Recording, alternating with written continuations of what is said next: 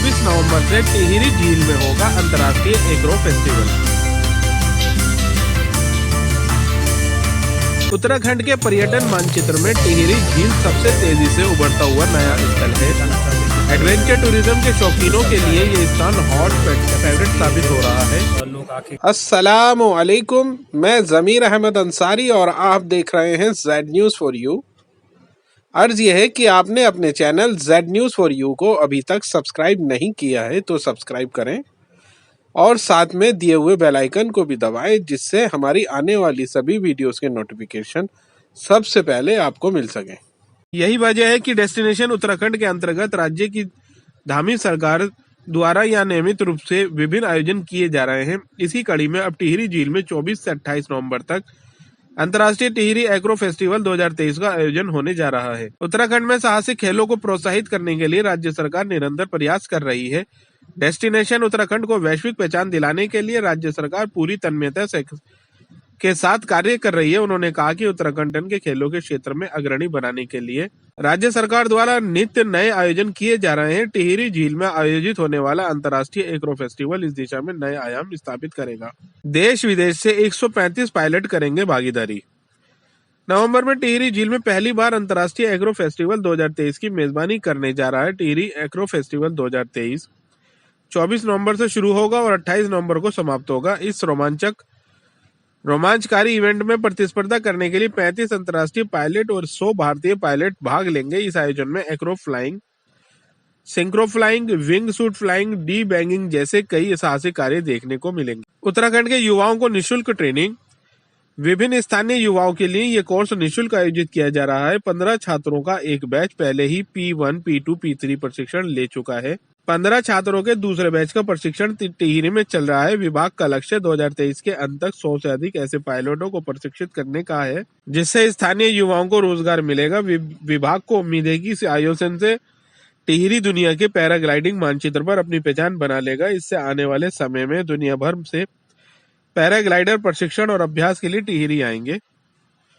भारत समेत दुनिया भर के 26 देश करेंगे प्रतिभाग। पर्यटन सचिव सचिन कुर्वे ने बताया कि टिहरी झील में पहली बार अंतर्राष्ट्रीय स्तर का आयोजन होने जा रहा है, जिसमें देश विदेश से खिलाड़ी प्रतिभाग करेंगे। उन्होंने बताया कि आयोजन के दौरान यूफोरिया, फांडवास जैसे नामी बैंड भी शाम के समय अपनी प्रस्तुति देंगे। आसमान में नजर आएगा अनोखा नजारा। इसमें कई हवाई कलाबाजी कार्यक्रम और प्रतियोगिताएं आयोजित किए जाएंगी। इससे आसमान में रोमांचित करने वाला नजारा नजर आएगा। यह आयोजन टिहरी में पैराग्लाइडिंग गतिविधियों की शुरुआत का प्रतीक होगा। उत्तराखंड पर्यटन विकास परिषद ने स्थानीय युवाओं को कौशल प्रदान करने के लिए विभिन्न स्थानों पर पैराग्लाइडिंग ट्रेनिंग कार्यक्रम जैसे P1, P2, P3 और SIV भी शुरू किए जाएंगे।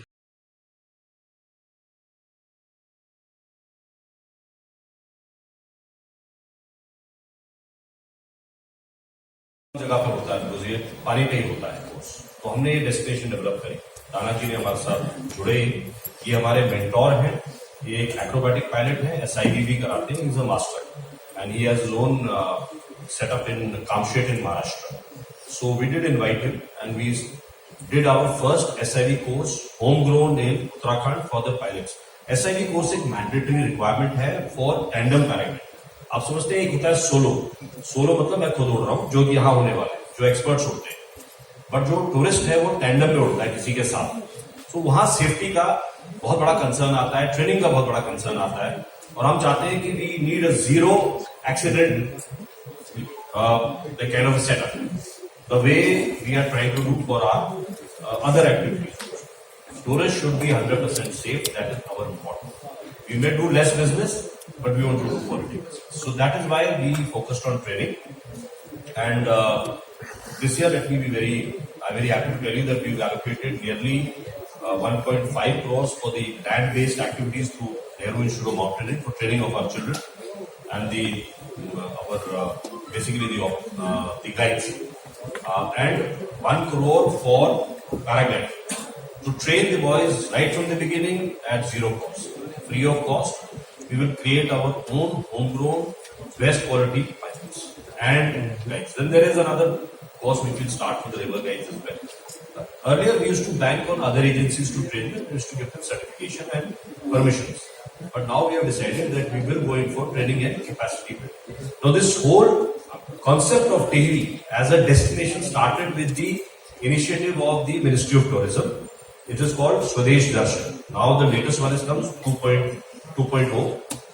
Earlier it was the previous version, under which we did get a hotel there and 22 floating huts. That was also first time. अगर किसी ने नहीं देखा तो यहाँ floating huts है पानी के अंदर, और आप पानी के अंदर रह सकते हैं, और बोट से जाना पड़ता है, because it's a fresh water lake. Now, second thing which we started was the boating in Tehri. कहते हैं विध्वंस में ही सृजन है. तो जो आप एरिया देख रहे हैं, मैं इसी क्षेत्र को बिलोंग करता हूँ. हम थोड़ा विस्थापित है यहाँ के, हमारे गांव के नीचे जो पानी में डूब गए. नेशनल लेवल पे डैम बनना था, डैम बना, काफी इलेक्ट्रिसिटी जनरेट हो रही है वहां पर. THDC Tehri hydro development corporation उसको मैनेज करता है. अब इसके बाद जो है यहाँ के लोकल व्यक्तियों का रोजगार, दो हमारे इश्यूज है उत्तराखंड में भी.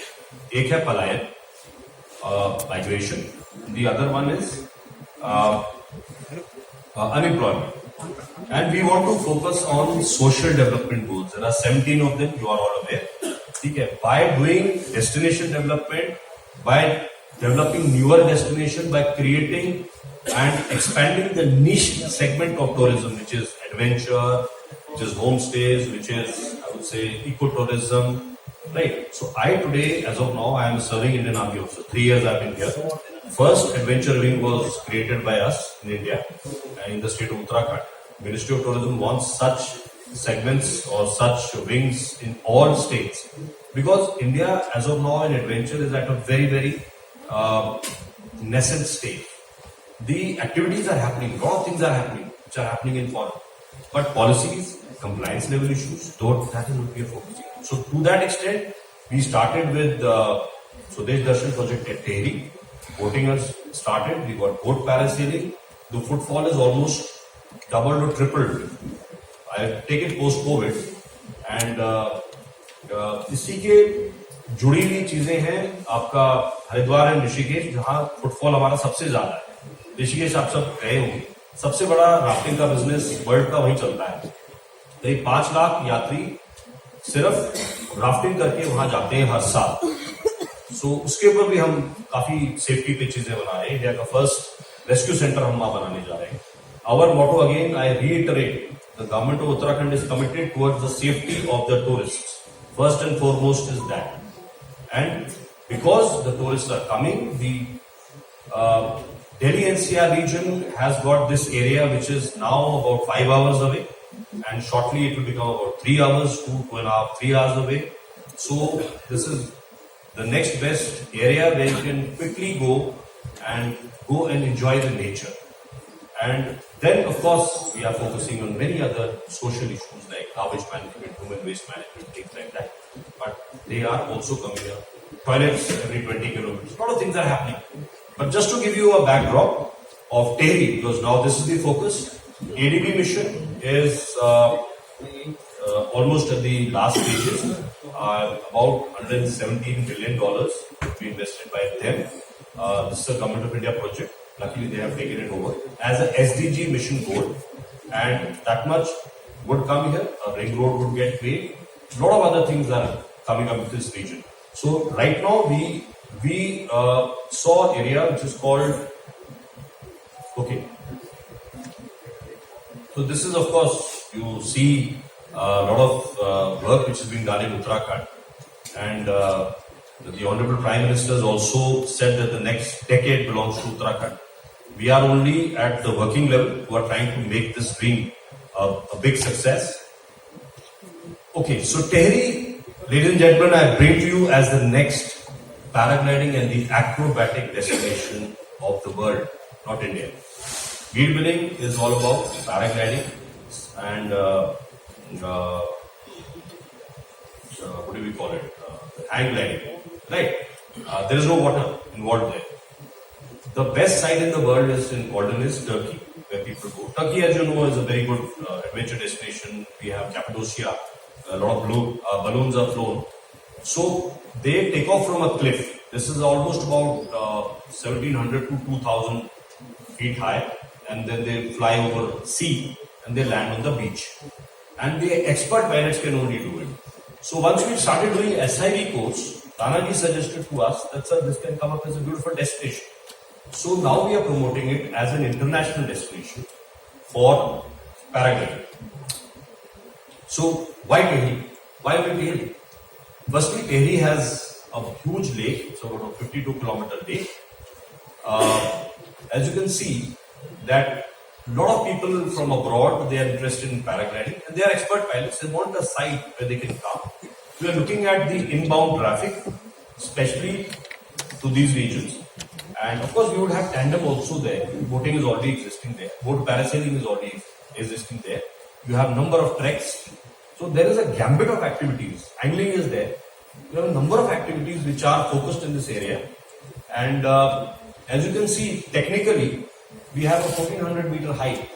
Actually, the initial 2021 Tehri Lake Festival when we conducted, the army head of the paragliding was a little scared. He said, yeah, this is a very, very high side, very strong winds, and I am a little jittery about it. I have never flown from the higher side. And now it has turned out that this is a daredevil location. This is a location for the best acro pilots to come. Acro flying is done over water, gentlemen, because if you fall into water, right? So it's safe. And then we are doing trainings in which we collapse our paras and deploy the reserve paras and fall into the water and rescued by the boats. So this is also a very important part of the SIV training, which is a safety in all course. An important course, besides 35-kilometer cross-country flight, when you do tandem, because now the safety of tourists is at stake. Solo, you can do it anywhere. So this is the... So what we have here for you is basically we have the solo synchro acro flights. We have wingsuit jumps. Wingsuit is a different format, ladies and gentlemen. It is about, I don't know if you've seen those flyers who fly from building tops, who skim across and they have, it's like a bat wing, right? There's no paragliding involved in that. So we have wingsuit jump. We have D-bag shows, which is done from a helicopter. The guy goes with the helicopter and then just D-bags himself from the helicopter. He doesn't jump. He's hanging onto a helicopter. So these are acrobatic stunt displays which will attract foreign tourists, right? And it looks very nice. I would make an effort on the part of Uttarakhand Tourism to invite all of you over there. Come and witness this show. It will be very nice. We have free flights. We have the acro and the SIV. SIV, I just explained what it is all about, right? So we have, this is on the competition mode also. And it will be like a display. So as you see, there will be about now almost 45, from 35 the figure is now jumped, we've got the bookings done, 45 international pilots, total about 150 paragliding pilots and 100 local youth which are getting trained. Tanaji has successfully trained till now, last 3 months, about 45 pilots. I was very happy to see these young budding children, including girls. The last course had 6 girls in it. And they did ground handling, P1 course, then they did short-off flights, they could manage that, P2 course, 400 meters from Kutha, they could fly and land very safely, all of them. And then from Pratapnagar, 1400 meters, P4 course, they've done it. And the SIV course has been done for the trained pilots. SIV is for the trained pilots. When they clock in enough hours, they would be doing SIV. So Tanaji is helping us do that. This is the kind of country gambit you see. We have virtually about 27 countries now. 27. The figure is increased. So this is the expected footfall during this particular festival, or as the Acro festival as we call it. And I mean, the main aim is to make it a attractive destination, do a destination development right on the lines of the Ministry of Tourism, and of course address our SDG goals for that particular region. So this is why we are doing it. And to spice up the evenings, we have musical displays, a lot of bands are coming. Panji would tell you subsequently which are the various bands. We have organized a musical bonanza there. 24th to 28th, please block your dates. those are the dates, and I would be personally very happy to see you all there. Please do come, and please do call all your friends and family. It is not only about acrobatic flying; it's about fun and family event. That is why we are trying to spread out from our niche areas of Mussoorie, Nainital. We want to take you to various locations. In the same breath, I would also like to tell you that maybe in the very near future, we would be able to give you an airstrip in Haridwar. You don't really have to come to the mountains. We fly you from there by fixed wings or by helicopters. Take you for a Himalaya Darshan. The first one is started in George Everest. George Everest is a beautiful cartographic museum which has just come up. The Governor Sahib recently visited, and he was very happy, and he wanted to meet the complete staff who created this. It's like a beautiful curated museum of a world class where Sir George Everest used to stay. He was the Surveyor General of India. We have got a helipad there. From there we take you to a survey of the Himalayas, the first Himalaya Darshan in India. And then we are talking about breakfast tourism. From these various locations, we'll take you to wonderful places by helicopters, by fixed wings, make you land there. If you want to stay there, you can stay there, enjoy the pristine beauty. You can see the glaciers, the mountains, the rivers. The complete view or the aura of Uttarakhand comes up from air. Let me tell you, of course, AQI, you're well aware. I was not very happy coming back to Delhi. I was here 3 years in Sena Bhavan. You can imagine cooped up in a building like that, and only monkeys to be seen around. And of course, the smog is hitting us really, really bad. But being in Uttarakhand, I feel rejuvenated. So I'd like to invite you over there. Thank you so much. Thank you so much for your time.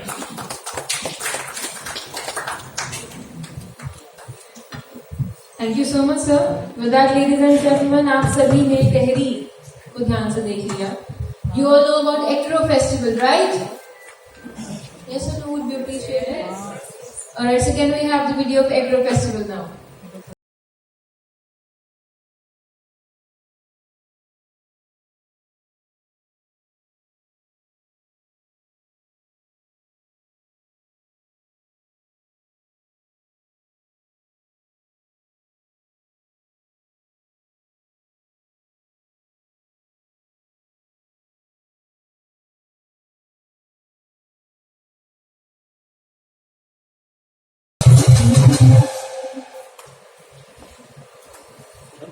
That we have here the first ever Infinity Acro pilot of India. Please put your hands together for Kanadi Thakur, ladies and gentlemen. So, sir, I would like to request you to please come forward and tell us more about Acro Festival. What are we expecting from this festival? Namaskar सभी को, and thank you Uttarakhand Tourism Development Board ऐसे such a event लाने के लिए. Sorry, पहले से माफी मांगना चाहूंगा. मैं माइक पे कभी बात नहीं करता हूँ और I am not that really comfortable on mic. मैं कोशिश करूंगा मेरी तरफ से पूरी इंफॉर्मेशन है बात करने की.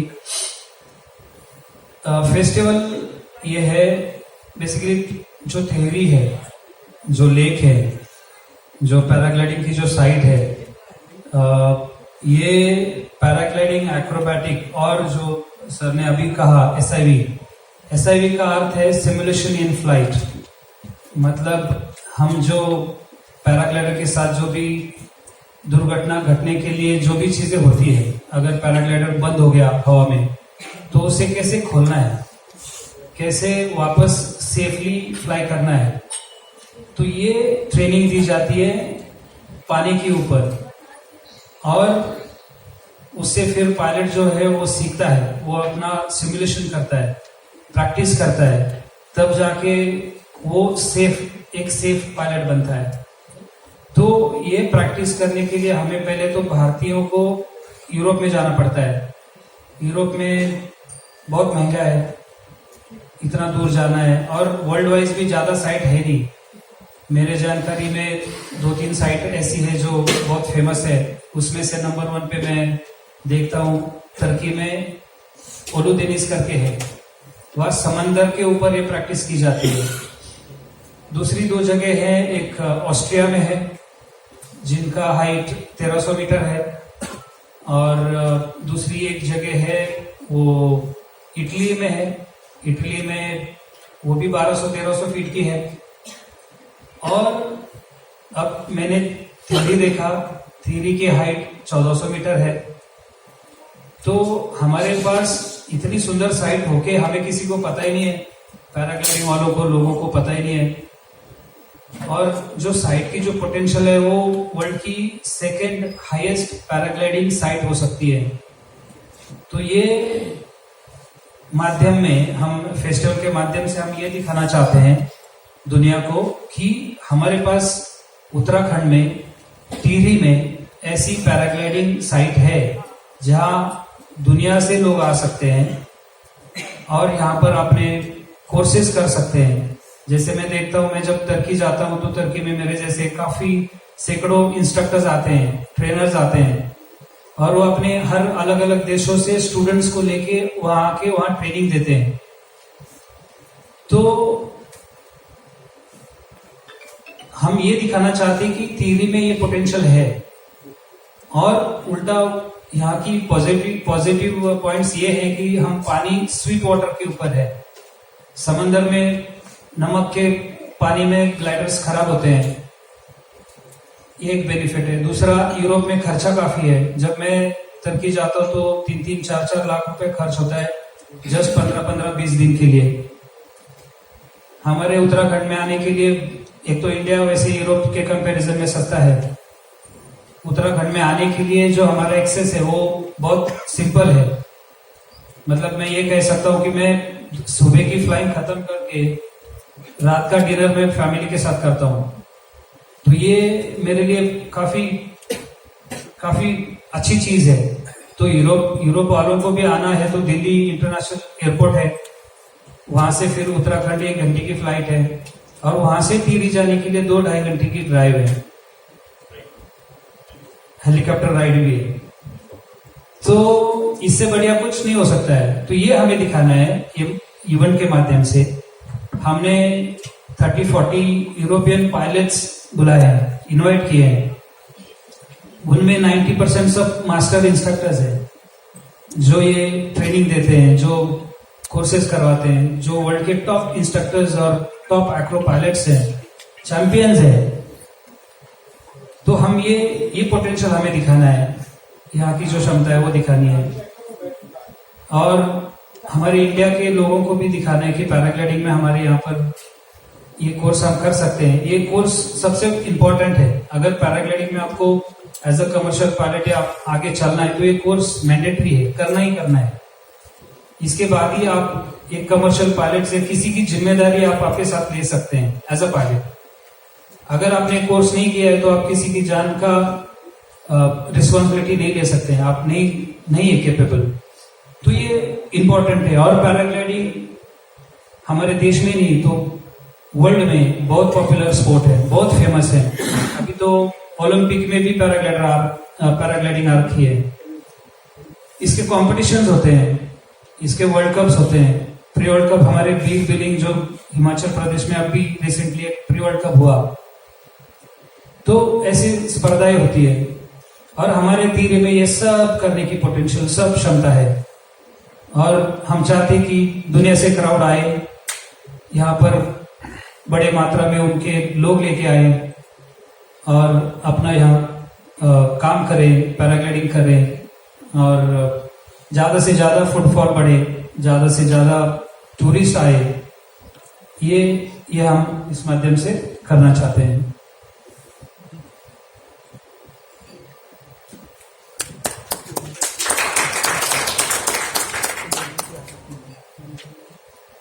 हाँ जी। Thank you so much, sir. And ladies and gentlemen, with that, I think this is the right time to open the round for question and answers. So if you have any question, please raise your hand. We'll pass on the mic one by one. जो है सरकार ने इनका विस्थापन कर दिया है almost, because हमें तो मालूम है कि सब को लैंड वगैरह एलोकेट हो गई है और जगह जगह पे लोग बस गए हैं। जैसे कि हरिद्वार में है, देहरादून में है, हमारे परिवार को भी सारा देहरादून में जैसे लैंड मिल गई है। ठीक है। सो जो लोकल अभी भी वहां पर हैं, जो पूर्ण डूब क्षेत्र 835 मीटर से ऊपर है, ठीक है, वो लोग तो वहीं पे हैं। उनमें मेरा पैतृक गांव भी जैसे है, तो वो लोगों के लिए ये जो है आपका एक्रोबैटिक या इस तरह का डेस्टिनेशन डेवलपमेंट जो हमारी भारत सरकार कह रही है, इससे बहुत फायदा होने वाला है। और रहा जहां तक उद्गार का साधन, तो वहां पर टाडा नाम की एक एजेंसी है, टेरी एरिया डेवलपमेंट अथॉरिटी, जो लोकल्स हैं उनको प्रेफरेंस मिलती है इस तरह की एक्टिविटीज को शुरू करने के लिए। है तो सब लोकल्स के लिए ही है, जो वहां के लोकल हैं। तो एसडीजी गोल जैसे मैंने आपको बताया, सोशल डेवलपमेंट टारगेटेड होता है लोगों के लिए। सो जब टूरिस्ट आता है, आप उसको जो आपके पास है वो शोकेस कीजिए, वेदर आपके पास लोकल खाना है, local cuisine, local art and culture, home stage, इस पे हमारा ध्यान ज्यादा है। तो उससे क्या होता है कि गवर्नमेंट चाहे ना भी कमाए, लेकिन लोगों का, जो लोग रह गए वहां पर, जो चले गए ठीक है, आते रहते हैं हम लोग हमेशा वहां पर आते हैं। और इस तरह से ये प्लान ही पूरा इस चीज को वापस उनको देने के लिए, जिसको हम कहते हैं ना, कि मेरे सेक्रेटरी साहब का कहना ये है कि let us give terry back, something has been taken. ठीक है, विध्वंस में ही सृजन है, हम कहते हैं ना, तो सृजन तो तभी होगा जब विध्वंस हो जाता है। एक कोई बात, ये नेशनल लेवल के लिए ये चीज जरूरी थी, वो डैम बनाया, आप जानते ही क्यों बनाया, क्या कारण था, इतनी बिजली उत्पाद हो रहा है, दिल्ली तक आ रही है। लेकिन लोकल्स के लिए ये इन चीजों की वजह से उनको ये वापस दिया गया। सर टहरी बहुत हाइट पर है, और जो रास्ता मेन गुजर रहा है अभी, वो टनल में भी आपको पता है हालात किस तरीके से है वहाँ पर, और अभी भी आज भी वहाँ पर कितने टाइम से लोग अभी भी लगे, और वो वही मेन एक रास्ता है जो टहरी को जाता है। उस रास्ते पर कितनी समस्या है, क्योंकि आई दिन अभी हाल फिलहाल में 4,000 फुट की बर्फ भी वहाँ पर पड़ चुकी है। आने वाला टाइम बहुत ज्यादा जिस तरीके से मौसम का हिसाब देखा जाता है तो वो हो जाता है। तो क्या उस माहौल को देखते हुए क्या ये हो सकता है, सारी चीज सर्विसेज में हो जाती है, क्या मौसम की जानकारी पूरी दी गई है? क्योंकि अभी हाल फिलहाल हुई, आगे भी तो जिस तरीके से और समय बढ़ेगा, और रास्ता एक वही है, उस रास्ते को अभी सर्विसेज होने में बहुत समय लगेगा, क्योंकि अभी भी वो लोग की फंसे पड़े। 2-3 चीजें वहां पर हो गई है। एक तो दिल्ली से एनसीआर से देहरादून का रास्ता, जो कि अच्छा डेवलप हो रहा है। आप जान रहे हैं कि 9 घंटे से 5 घंटे आ गए। हम लोग पहले शताब्दी से 6 घंटे में जल्दी पहुंच जाते थे, बाय रोड 9 घंटे लगते थे। It was a back breaking journey even from Delhi. But अब तो खैर 5 घंटे फर्स्ट क्लास हो गया, और अब ये रिड्यूस होकर करीब 3 घंटा रह जाएगा, 2.5-3 घंटे। दिल्ली वाले के लिए 2.5-3 घंटे घुमाने नहीं लगते, इतना तो ट्रैफिक जैम भी निकालते थे कॉन्सर्ट म्यूजिक सुनते हुए। बट उसके आगे जो है अभी 2 घंटे का रास्ता है, जो सिर्फ आप एक नरेंद्र नगर की पहाड़ी पार करके उस तरफ ही, हाइट इतनी ज्यादा नहीं है, बर्फ नहीं पड़ती, एक्सेप्ट अगर आप मसूरी के रास्ते जाते हैं, वो भी प्योर विंटर्स में जनवरी के आसपास। ठीक है, धनोल्टी और वो रीजन मसूरी का आपको पता है कि बहुत वाइब्रेंट हो चुका है, लोग और ढूंढ रहे हैं कि कहाँ जाए। तो लोग आते हैं, सवेरे आते हैं, घूमते फिरते हैं, शाम को चले जाते हैं, बट एज अ डेस्टिनेशन एकदम पिकअप नहीं हो रही। उससे ज्यादा वो जो धनोल्टी कांड़ताल का क्षेत्र है वो ज्यादा। सो एक तो ये है। दूसरा क्या है कि वो रूट जो है वाइडन हुआ है, आप जानते हैं, और चौड़ीकरण हो रहा है। कारण आप जानते ही हैं, और भी बहुत सारे हैं, सामरिक दृष्टि से भी है और चारधाम की दृष्टि से भी। Road is wide enough, heli option भी आपके पास अवेलेबल है। देहरादून से एक हेलीकॉप्टर जो है टेरी भी जाता है। हाँ, मौसम पर, लेकिन हाइट ज्यादा नहीं है। जितना आप देहरादून है ना, वहां से आप थोड़ा सा उड़ते हैं तो आप सीधा ही टेरी पहुंच जाते हैं। तो Tehri is not in very very high region. Tehri का वेदर जो है, जहां पर ये landing coating already is equal to Dehradun. Tehri हुआ, उत्तरकाशी हुआ, ये पहाड़ों के अंदर जरूर है, लेकिन मीन सी लेवल से उसकी हाइट ज्यादा नहीं है। तो आप लोग जो ये कह रहे हैं वो 1400 मीटर ऊपर है, उसके 1400 मीटर नीचे, 1.5 किलोमीटर नीचे आपका लेक की सतह है, और वहां से अगर आप थोड़े नीचे जाएंगे तो ऋषिकेश आ जाए। तो it's a very safe destination. बर्फ वहां नहीं पड़ती नीचे। 3 तरह के वेदर है, मैं आपको बता दूं। अगर आप चाहते हो तो एक ही सीजन में आप गर्मी का भी आनंद ले सकते हो। टेरी में आम उगता था बहुत। टेरी का वेदर ऑलमोस्ट उस टाइम हम कहते हैं कि दिल्ली बराबर है, इतनी गर्मी हो रही है वहां।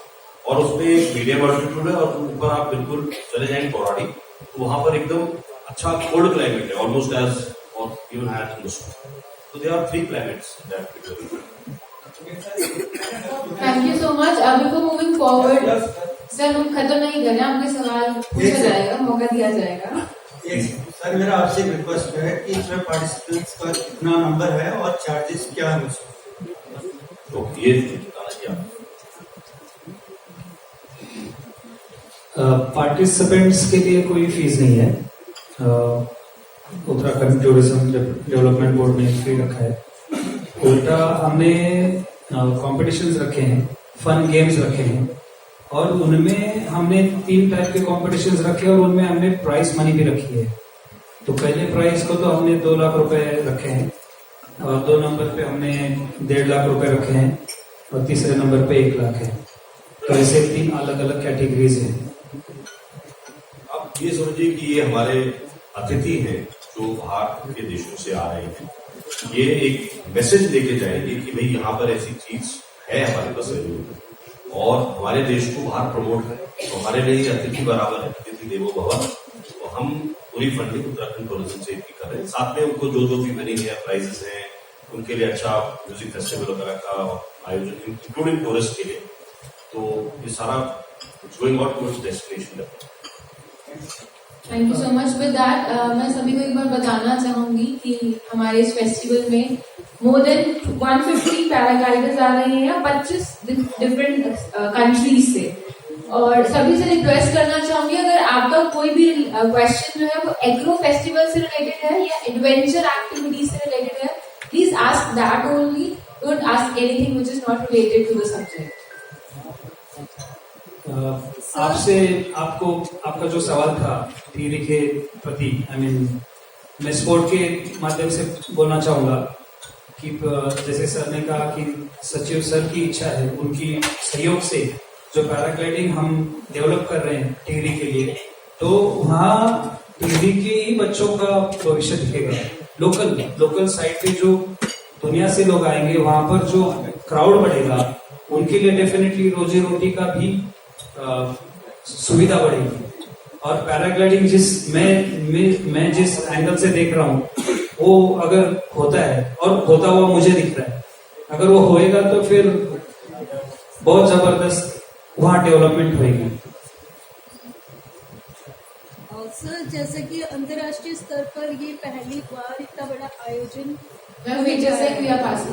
तो मेरा सवाल ये है कि इसमें खास जो अट्रैक्शन है वो क्या रहेगी? खास attraction as of now we are looking at the acrobatic displays by the best pilots. They are like the who's and who of, as you would say, the what do we call it? Influencers. They are influencers all over the world. Why they want to do this here, and why do they want a cheaper side? You see, economically, मैं आपको बताता हूँ ma'am, अगर आप किसी भी ski destination में चले जाएं, तो 8 से 10 लाख रुपए स्विट्जरलैंड में या फ्रांस में कहीं भी आप खर्च करके आए, राइट? और अगर आप हमारे ओली में आ जाते हैं, आप हैरान हो जाएंगे। सेम डेस्टिनेशन, सेम तरह की चीज, तो खुद देख के हैरान हो गया। स्की लिफ्ट है, इतना सुंदर, सारा वातावरण वैसा ही है, और हार्डली 4000 रुपए का तो कमरा है, 500 रुपए हम स्की लिफ्ट को ऊपर नीचे जाने का लेते हैं, तो इतने कम में कहीं नहीं होता है। तो इकोनॉमिकली आप देखिए ना, अगर वो पायलट फॉरेन का भी है, वो भी देखता है कि उसकी जेब पे बहुत वो पड़ रहा है। तो बेसिकली एक्रोबैटिक के ऊपर फोकस है कि लोग वो सिर्फ खुद ही नहीं करते हैं, वो ट्रेनिंग इंस्ट्रक्टर्स हैं। They are training the paragliding pilots all over the world. Like Tanaji himself, he had to go there. All the Indian pilots are going there, coordinates these various locations to do this. We are giving you a homegrown solution, very cheap, not in the sense that destination will be बराबर की destination मिलेगी, है ना, रहने का बढ़िया मिलेगा, और आपका पैराग्लाइडर भी खराब नहीं होगा, स्वीट वाटर है, plus you can enjoy, you can. So ये एक हम इंडिया को एक तरह से एक ऑप्शन दे रहे हैं, वर्ल्ड को एक ऑप्शन दे रहे हैं कि आप इधर आइए and you will find that this is cheaper in your pocket. You will find the fraternity which is all around. India will develop in terms of fraternity and all other aero sports. This is the tip of the iceberg. There are 30-40 more disciplines in aero sports which I am in the process of promoting. You will be rather surprised. Gyrocopter is one you would have never heard in India. We might come up to the level. The DGC has already passed a SCAR, which is called a civil aviation requirement. Type acceptance of our plane is going on. Our talks are going on with Autogyro, Germany. So India में when Uttarakhand will be the first state to fly the gyrocopter, and then it has multiple applications. Paragliding, आपको शायद जान के एक बड़ी हैरानी होगी, हमारे BSF जो है अभी 8 है हमारे पास, BSF institute of adventure training in Loiwala, Dehradun. Why they do paramotor, एक पैराग्लाइडिंग है, एक हैंग ग्लाइडर होता है, एक माइक्रोलाइट होता है, इस तरह के बहुत सारे डिसिप्लिन है। एरो क्लब ऑफ इंडिया हमारा है दिल्ली में, सफदरजंग में, वो इसको रेगुलेट करता है और director general of civil aviation भी करता है इसको। तो आपको जान के हैरानी होगी कि वो पैरामोटर क्यों करते हैं। वो पैरामोटर में एक्सपर्ट इसलिए बनते हैं कि राजस्थान में बॉर्डर पेट्रोलिंग पैरामोटर के जरिए करते हैं और उसमें हथियार भी ले जा सकते हैं। It's a flying surveillance device with an weaponised platform, right. So gyrocopter भी, चाइना के पास जायरोकॉप्टर की बहुत बड़ी फ्लीट है। So there are multiple applications. Why we do adventure? Why does Indian Army, Navy, Air Force, all the defense forces, paramilitary do adventure? There is a rhyme or reason. Siachen के बारे में आपको पता ही होगा सारा। How Siachen was open, bull थे हमारे जो माउंटेनियर थे। तो हमारे वर्ल्ड में माउंटेनियरिंग इंडिया की बहुत स्ट्रांग है। सिमिलरली हमारा राफ्टिंग हम एक्सपोर्ट करते हैं अपने जापान में, अलग अलग देशों में, क्योंकि हमारे पास वो, देखिए ना, एक तो चीज है डेस्टिनेशन, फिर डेवलप होता है व्यक्ति जो ट्रेंड है, फिर उस व्यक्ति की वक्त होती है उन देशों में जहां लोग कहते हैं भाई ये इंडिया से आए, ये एक्सपर्ट है इस चीज के। तो ये तो धीरे धीरे डेवलपमेंट, ये focus is on acrobatic flying.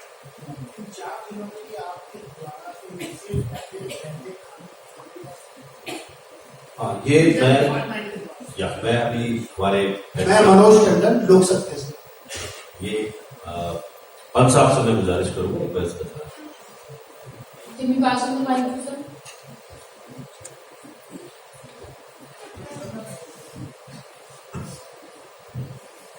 Event जो हम लोग ऑर्गेनाइज कर रहे हैं, this is free for all, you come and be part of the event. वहाँ होटल्स हैं, वहाँ गेस्ट हाउसेस हैं, होम स्टेज हैं, जिनमें आप स्वयं बुकिंग करा सकते हैं। हम लोग इस प्रकार से सेलिंग एक्टिविटी नहीं कर रहे हैं, हम लोग रेवेन्यू जनरेशन एक्टिविटी में नहीं। हम लोग जो काम कर रहे हैं वो टिहरी को एक प्लेटफॉर्म देने की कोशिश कर रहे हैं, जिसके माध्यम से लोग टिहरी को जाने। अगर आप वहाँ जो भी लोग इसमें एक्टिविटी में पार्टिसिपेट करना चाहते हैं, वो वहाँ के होटल्स, वहाँ के गेस्ट हाउसेस, वहाँ के होम स्टे, उसमें खुद बुकिंग करा करके आ सकते हैं। पंत जी ने आपको पूरा नहीं बताया, इन्होंने काम ज्यादा किया है, बता कम रहे हैं।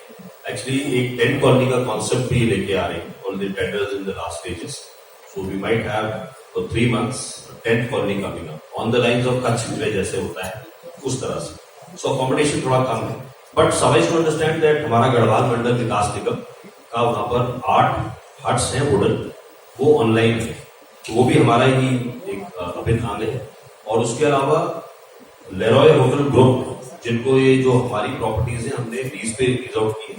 लेरॉय होटल है, 52 कमरे का शायद है, 42 कमरे का है एक होटल है, 8-10 कमरे का उनके पास सिराही में है और 22 वुडन हट्स है। तो ये भी इस दौरान प्रमोट होंगे। और हमारे पास करीब करीब 50 से 60 होम स्टेज बगली में है तिवाड़ गांव क्लस्टर, वो भी आजकल मैंने देखा फुल रहते हैं। सो वो भी हमारा एक जो SDG में वो अचीव होता है, बिकॉज ज्यादातर जो हमारे पायलट्स हैं, राणा जी ने ही सजेस्ट किया था कि सर इनको जो हमारे अपने पायलट्स आ रहे हैं उनको एक फील्ड देने के लिए हम वहां रखते हैं। सो वो लोकल क्यूजीन एंजॉय करेंगे, वो लोकल लोगों से मिलेंगे, उनके घरों में रहेंगे। Home stay culture has to develop, maybe more than hotel, home stay, so that हम आपको एक फील दे पाए। उत्तराखंड देवभूमि आप जानते ही, हमारा कल्चर बहुत रिच एंड वाइब्रेंट है, वो हम जो है दिखाते। तो ये चीजें। So if I can ask a question here, sir. Please. My name is Sanjay Agarwal. So when you're talking about acro, and you're talking about helicopters, the pilots are coming from Europe and all. So like Indian pilots, we have trained in the army. So why didn't Tanaji could answer, why didn't we get the Indian for the defense? Because the climatization, you know, the weather when they're coming here, then it's, I don't know how it's going to be tackled. पहले मैं जवाब दूंगा, फिर तानाजी बताएंगे आपको। See, the issue is that this is basically paragliding. It has nothing to do with helicopter. We would have a helicopter there, standby, for 2 reasons.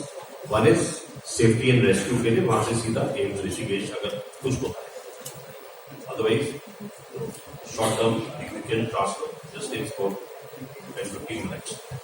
Second thing is to ferry the pilots because it takes almost about 45 minutes to an hour from ground level to reach back to the height. The road is winding, so we would take them and drop them back so that they can do more of flight. अब जहां तक army का सवाल है, अभी बात हुई है और आर्मी एडवेंचर की डिप्टी चीफ साहब को मैंने लिखा है, उन्होंने एक्सेप्ट किया है. सो आर्मी एडवेंचर की टीम भी आ रही है. अभी मेरे से और तानाजी से बात हुई, हमारे कौर साहब हैं जो इसको हेड करते हैं. टेरी में 2021 में आर्मी की मदद से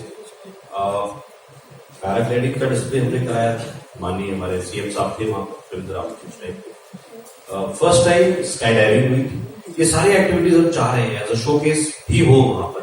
सो आर्मी इज फुल्ली इन्वॉल्व. मैं आर्मी से तो इतना तो होगा ही, है ना, मना तो नहीं कर सकते वो भी, और हम भी उनको ड्यू रिगार्ड और रिस्पेक्ट देते हैं. इनफैक्ट आर्मी जो है वो अपनी एक्रो की ट्रेनिंग इनसे लेते हैं. अब आप बताइए क्या बात हुई. Exactly same sir. So army आ रही है, उनके भी हमारे फौजी बंदे आएंगे, कुछ वो भी कारनामे करेंगे, दिखाएंगे. एंड हाँ, मैं भी उनके साथ उनका ट्रेनिंग करता हूँ पर्सनल लेवल पे, उनका भी मेंटोर हूँ. अभी बीएसएफ ने भी बात की है कि हमें भी जो है नए लड़के अपने B8 हमारे पास है, वो फ्लाइंग में बहुत ज्यादा है. वो ये चाह रहे हैं कि टेहरी अब जब निकल के इतना अच्छा आ गया, उनको हमने न्योता दिया था कि आप आके इसको. बट अभी वो भी मैसेज है क्योंकि पायलट्स इतने नहीं पढ़ पाए. 200 घंटे की तो फ्लाइंग अभी नहीं हुई, इंस्ट्रक्टर लेवल पे नहीं पहुंचे. इनके फ्लाइंग आवर्स बहुत ज्यादा है. That is why he is one of the master pilots we have. तो हम उनको भी हेल्प कर रहे हैं. उनका भी एक स्टॉल वहां लगा रहे हैं जस्ट टू डिस्प्ले. वो आ रहे हैं वहां देखने के लिए, और फिर इन फ्यूचर क्या होगा कि हम उन्हें भी तैयार करेंगे और वो फिर हमें तैयार करेंगे. हमारे जो बच्चों को ट्रेनिंग देंगे तो तानाजी में थोड़ा लोड कम होगा. Similarly Nehru institute of mountaineering की टीम उधर आ रही है तो डिस्प्ले है, शोकेस. तो जितने हमारे पास नेशनल लेवल का नेहरू इंस्टीट्यूट ऑफ माउंटेनियरिंग है, हमारे पास बीएसएफ से B8 है, हमारे पास आईटीबीपी की ट्रेनिंग का है जो वाटर स्पोर्ट्स की ट्रेनिंग देते हैं ऋषिकेश में, जिनको हमने अपनी एकेडमी टीरी की दे रखी है. वो अपना शोकेस करेंगे. एनसीसी वाले अपना शोकेस करेंगे. Indian army equipment display, band display, ITBP band display, ये सारों को मतलब we are connecting the dots in adventure. सब वहां पर आएंगे और अपना अपना शोकेस करेंगे क्या है. और इसके अलावा multiple other activities like hot air ballooning, जो टेदर्ड वाला that is on safe side, and ATV rides, MTV और मे बी रैली. ये सारे छोटे छोटे स्निपेट्स लोगों को हमने दिखाने हैं कि this is what is the thing which is happening. आप ये देखिए करके, और जाते वक्त वो ऋषिकेश में अपना राफ्टिंग भी एंजॉय कर. So second question was when you're taking it paragliding to a global, you want to become the India wants to become the global capital, right? So we have Gujarat also, which you left out as one of the states. Gujarat, the Prime Minister is trying to promote, and they've been under defense exercises. So how will you take it to the next level? Where would you take it in the coming years? So, I don't really know about Gujarat being too much into paragliding. I'll ask him. That's a very different. We had an exercise recently with the American Forces, you are aware, in Joshimath region. Those are typically जिसको हम कहते हैं सामरिक दृष्टि से जिस तरह की हम एक्सरसाइज करते हैं वो एक अलग चीज है. वो हम उसको आर्मी को इससे कंफ्यूज नहीं करेंगे. आर्मी का एक एडवेंचर भी है, ऐसे एयरफोर्स का भी है, नेवी का भी है. तो हम सबसे जुड़ रहे हैं. जैसे NIWS से आप जानते होंगे, एक इंस्टीट्यूट है मिनिस्ट्री ऑफ टूरिज्म का funded, which is called IITTM, Indian institute of travel and tour management, जो है भोपाल, सॉरी ग्वालियर. उनका ही विंग है NIWS, जो कि नेशनल लेवल का इंस्टीट्यूट है, national institute of water sport Goa. वो हमारा वाटर स्पोर्ट की सारी ट्रेनिंग करा ताकि हमारे बच्चों को जो स्टैंप मिले, जैसे IIT का स्टैंप होता है ना, उस तरह का stamp. NIM is one of the finest institutes in mountaineering. Search and rescue में भी वो हमारे साथ जुड़े. हमारी SDRF पुलिस फोर्सेस जो हम अभी बात कर रहे थे कि सर्च एंड रेस्क्यू सेंटर पहला इंडिया का, जो हम अभी हमारा मिनिस्ट्री टूरिज्म में ड्राफ्ट फेज में है, उनको मैं एक बेस्ट प्रैक्टिस दे रहा हूँ कि सर हमने ये कर दिया, हमारे एसडीआरएफ से हमें 30 जवान एलोकेट हो गए, they will be in the water like lifeguards, we will try no accident should take place, we have identified locations where the raft can flip, we will put people there, they will be on duty throughout the rafting time, morning to evening, they will stay there. तो police हमसे जुड़ी है, हमारी SDRF जुड़ी है, NDRF जुड़ेगी और equipment वहां पर रखा जाएगा, लोग वहां पर ट्रेन है वो रहेंगे। तो टूरिस्ट के लिए उसको कोई टेंशन नहीं होनी चाहिए, या पानी ठंडा है या गिर गया कौन बचाएगा, सब बचाने वाले हैं, आप एंजॉय करें and the best train guide will be there. myself Virender Saini from Janbhavna media.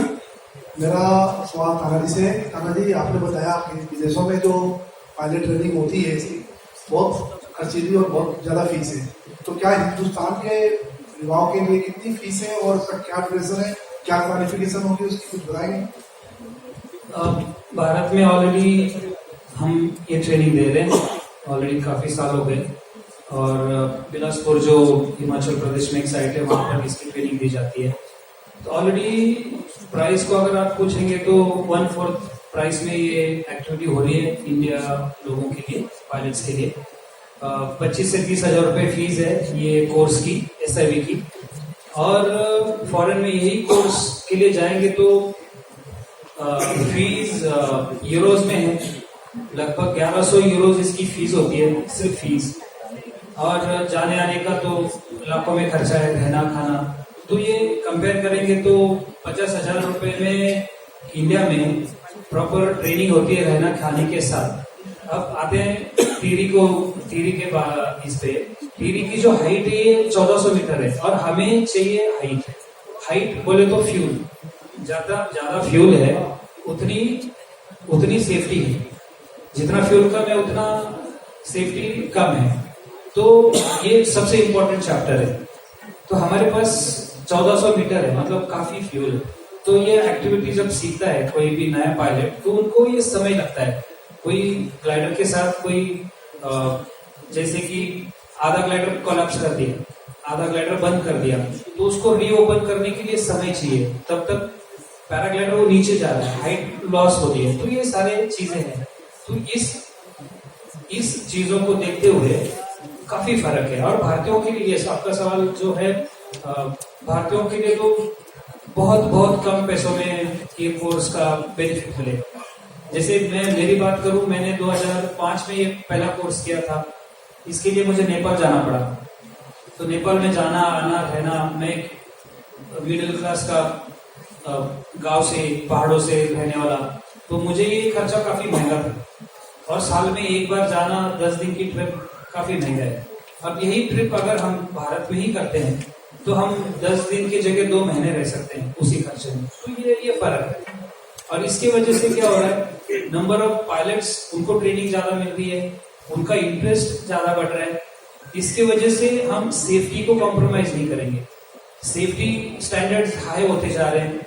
इससे एक्सीडेंट्स आगे कम होते जाएंगे, मिनिमाइज होते जाएंगे, प्रोफेशनल पायलट्स बनते जाएंगे। तो ये सारे बेनिफिट्स हैं। ड्यूरेशन क्या है? ड्यूरेशन कोर्स की 4 से 5 दिन का ड्यूरेशन है। 10 से फ्लाइट, एवरेज 10 फ्लाइट की रिक्वायरमेंट होती है। पूरा SIV के जो टास्क है, आप शुरू से बताते हैं कि P1, P2, P3, एक्चुअली आप लोग इसलिए नहीं समझ रहे होंगे क्योंकि ये बड़ा टेक्निकल सब्जेक्ट है। जैसे कि फ्लाइंग में आपको पता है कि पहले प्राइवेट पायलट लाइसेंस मिलता है, कमर्शियल पायलट लाइसेंस मिलता है ना। तो अलग अलग जहाजों पे अलग अलग ग्रेडेशन में ऊपर पढ़ा जाता है। तो वैसे ही शुरुआती इसका जब कोई पैराग्लाइडिंग के लिए आता है, हम तो मतलब सबको बुलाते हैं कि आप आज उत्तराखंड जो है अपने युवाओं के लिए फ्री में एक कोर्स करा रहे हैं। P1, P2, P3, P4 SIV cross country. हमने इसमें से P1, P2, P3, P4 and SIV तो करा डाला है इनके माध्यम से, बहुत अच्छा इन्होंने करा है। क्रॉस कंट्री हमने 50 किलोमीटर हमारी लिमिट थी पहले, मिनिमम 50 किलोमीटर फ्री फ्लाइंग करनी है। वो थर्मलिंग एक्सपीरियंस है। फ्यूल जो कह रहे हैं ना कि आप नीचे आ रहे हैं, थर्मल्स को यूज करते हुए आप फिर ऊपर जाएंगे। तो करते करते 50 किलोमीटर अगर फ्लाइंग करेंगे तब आप योग्य थे कि आप किसी टूरिस्ट को उड़ा पाए। अब हम जानते हैं कि अब आप पायलट हैं और वो डिजिटल लॉक चाहिए मुझे पक्का, यहाँ भी मैंने ये फ्लाइंग की है।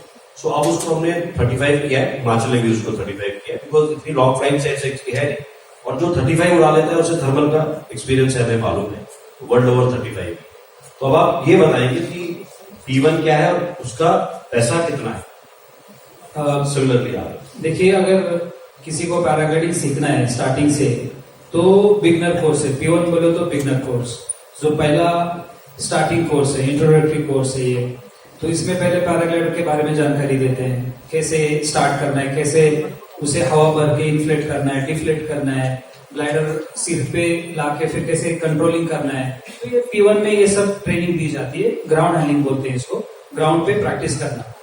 फिर ये जब मैंने भी करा तो बहुत मुश्किल है, इतना आसान नहीं है जितना लगता है।